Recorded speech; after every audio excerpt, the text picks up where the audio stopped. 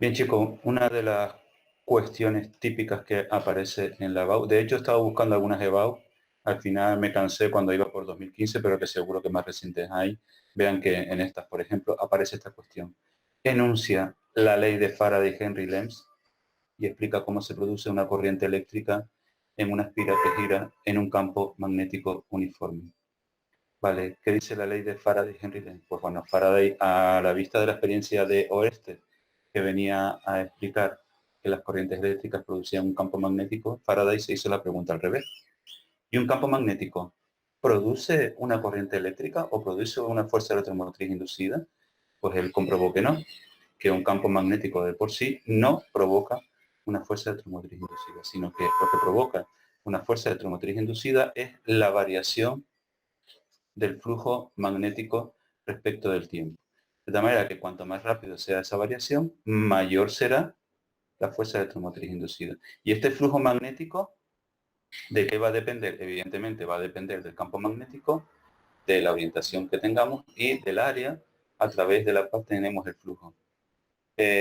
Faraday y Henry no hablaron del signo, sí que lo hizo Lenz, y le antepuso este signo menos, que como ya les he comentado varias veces, no tiene valor matemático. Este signo menos lo que nos está indicando es que el sentido de la corriente, que aparece en la espira, se opone a la variación del flujo.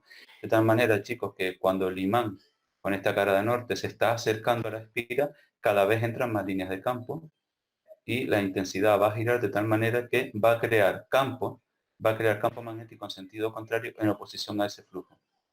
Sin embargo, cuando retiro el imán, cada vez entran menos líneas de campo y por tanto la intensidad va a girar en sentido contrario, de tal manera que se opone a ese efecto y lo que va a hacer es crear campo magnético en este sentido.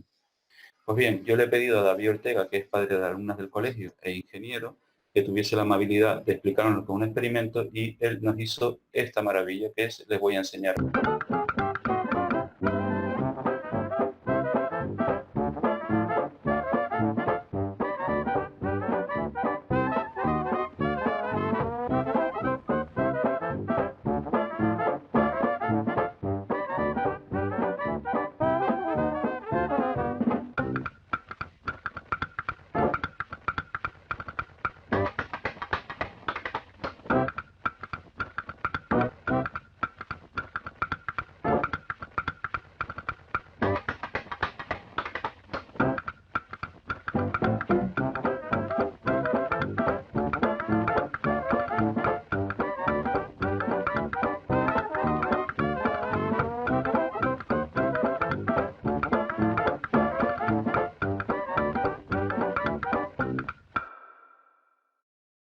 Muy bien, chicos, han tenido ocasión de comprobar cómo, bueno, con los medios que él tiene, que esto es increíble que lo haya hecho con estos medios, han tenido ocasión de comprobar que cuando el imán entra dentro de esta bobina o solenoide, la agujita va hacia un lado, en tanto que cuando lo extrae, la agujita va en sentido contrario. Pues muy bien, muchas gracias David por este vídeo tan estupendo.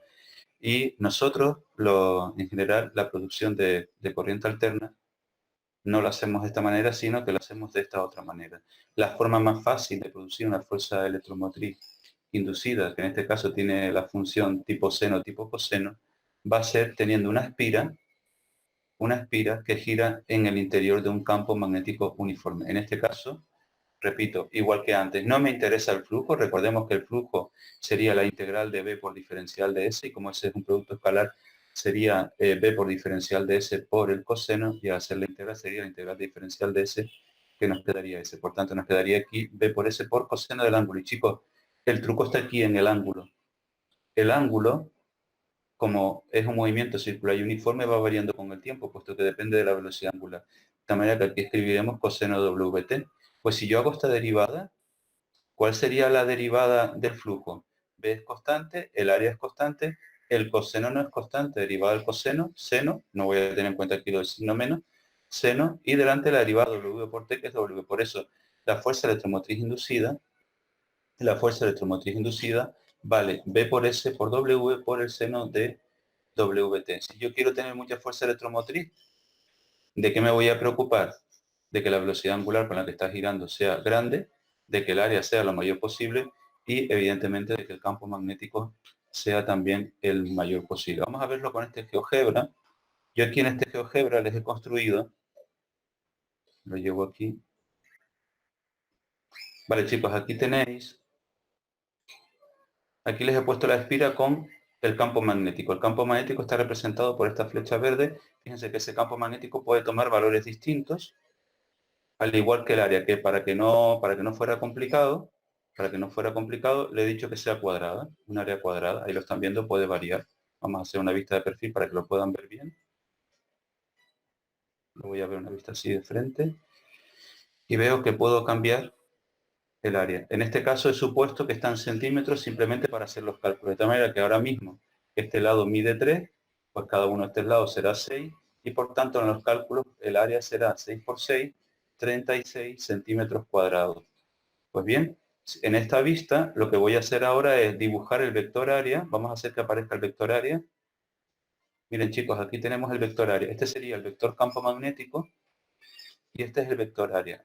Recordemos que el vector área es un vector perpendicular a la superficie que representa y que mide tanto como el área de esa superficie.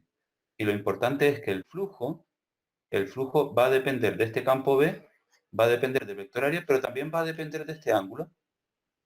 Y este ángulo, como depende de la velocidad angular, fíjense que en este caso la velocidad angular, yo aquí le he puesto 0,4 radianes por segundo. Si yo activo la animación, verán que va a empezar a girar y por tanto va a ir cambiando la orientación. Vamos a hacerlo, me lo voy a llevar a 0 para que vean. Y lo voy a animar. Ahí lo tienen. Qué bonito. Pueden apreciar que el vector área está cambiando el ángulo que forma con el vector campo magnético, y esto lo que está haciendo que el flujo cambie. Y también que esto depende de la velocidad angular. Vamos a hacerlo. Aumento la velocidad angular. Evidentemente ahora lo que voy a tener es más fuerza electromotriz inducida, como están viendo, y lógicamente si la reduzco tendré menos fuerza electromotriz inducida. Pues bien, vamos a hacer lo siguiente. Vamos a detenerlo. Me llevo la velocidad angular a 0, entonces se detiene lógicamente y vale.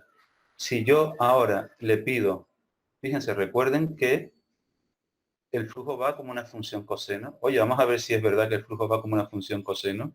Voy a marcar el punto este, que me está indicando el flujo en función del ángulo. Aunque el ángulo aquí lo esté midiendo en grados, aquí ya GeoGebra lo pasa a radianes, lógicamente, porque recuerden que en el eje X tiene que ir en radianes, no puede ir en grados. Entonces, chicos, vamos a representar, este punto nos está diciendo el flujo en función del ángulo. Ahora mismo, estos dos vectores, el vector área y el vector campo magnético, son paralelos. Tenemos flujo máximo.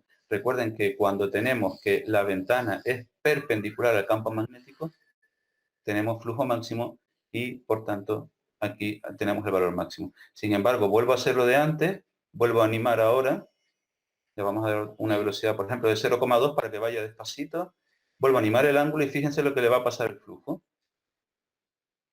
Qué guay, esto me encanta. Vamos a reducir aquí para que se vea bien. Vuelvo a empezar, chicos. Y podrán ver cómo efectivamente ese flujo está cambiando. A medida que la espira va girando, el flujo pasa de un valor máximo a un valor mínimo, y esta variación de flujo es la que va a hacer, que aparezca una fuerza electromotriz inducida. Y lo vemos otra vez. Valor máximo llega al mínimo. Hombre, evidentemente, en este momento que el flujo vale 0, ¿por qué vale 0 en este momento? Pues lógicamente porque la ventana y el campo magnético son paralelos, o dicho de otra forma, el vector área y el vector campo magnético son perpendiculares. Pues bien, esta variación de flujo, el hecho de que el flujo esté cambiando, no es de que exista flujo, chicos. A mí me da igual si el flujo es grande o es pequeño. Yo lo que quiero es que varíe. Pues bien, esta variación de flujo va a hacer que aparezca esta fuerza electromotriz inducida, que es esta que van a ver aquí. Vamos a ver aquí cómo este punto va a marcar el flujo magnético y este punto me va a marcar la fuerza electromotriz inducida, es decir, la corriente alterna que se va a producir. Igual, lo pongo a 0,2 para que lo vean despacito. Y aquí lo doy a animar. Ahí lo están viendo.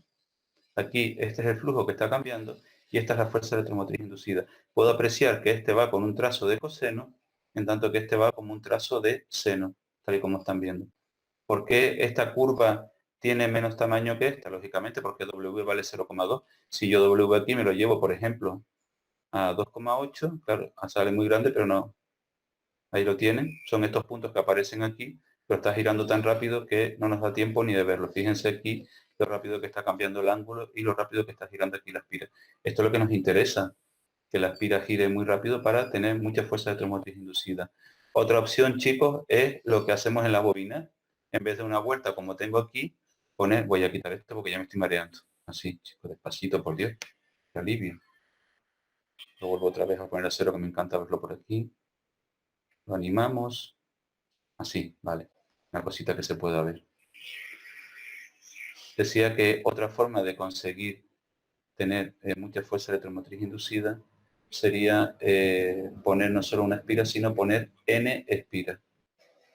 Pues bien, tal y como estamos viendo, el flujo, que sería campo magnético por área por el coseno del ángulo que forman, ahora mismo tenemos flujo máximo, puesto que el ángulo que forman el vector campo magnético y el vector área es de 0 grados, al ser paralelo, de tal manera que el campo magnético se está solapando ahora mismo sobre el vector área y por eso no lo vemos. En cuanto gire el ángulo, verán que el vector área aparece por aquí y lo divido entre 10.000, porque recuerden que al principio del vídeo les dije que esta distancia estaba considerando que estaba en centímetros. De tal manera que aquí tenemos 36 centímetros al cuadrado, que para pasarlo a metros cuadrados y escribirlo en las unidades del Sistema Internacional, que es Weber, pues nos queda ahora mismo, chicos, el flujo máximo de 0,011. Verán que a medida que este ángulo vaya cambiando, puesto que está dotado de esta velocidad angular, este valor aquí va a ir variando. Y lo mismo la fuerza electromotriz inducida, simplemente para que lo viesen, ahora mismo proviene de la derivada, como les dije antes. No nos olvidemos que el ángulo alfa era W por T y al derivar nos va a quedar W por B por área por seno del ángulo. Pues ahora mismo, chicos, tenemos que la fuerza electromotriz inducida, pues bien, cuando yo le dé aquí a animar podrán apreciar que estos numeritos van a ir cambiando. Vamos a verlo. Ahí lo están viendo que van cambiando efectivamente. Van variando, puesto que, como están apreciando aquí, lo que está cambiando, chicos, fíjense que lo único que cambia es el ángulo. Realmente queda una gráfica muy bonita. Muy bien, chicos, y para finalizar, concluimos con este estupendo regalo que David nos ha hecho, pues no solo nos ha mostrado la experiencia de Faraday y Henry Lenz, sino que tuvo el detalle de recrear el funcionamiento del código Morse. Van a ver cómo cuando él aprieta el interruptor va a pasar corriente por esta bobina que va a crear un campo magnético inducido y va a atraer este imán. De tal manera que si da un toque, lo atrae momentáneamente, esta palanca va a bajar, este rotulador que está aquí marcará un puntito. Si mantiene el interruptor pulsado, el boli va a permanecer tocando el papel y por tanto marcará una rayita, generándose así los distintos tipos de letras del código Morse. Un código que hoy está en desuso, pero que durante décadas fue fundamental para la transmisión de mensajes a gran distancia. Vamos a verlo.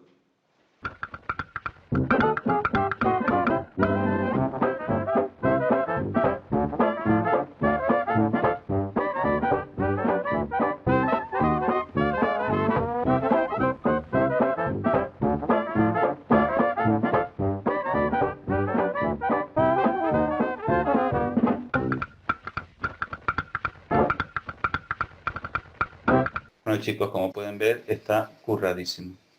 Muchas gracias, David, por el esfuerzo y por lo bien que has hecho este trabajo y por atender a nuestras peticiones. Gracias, David.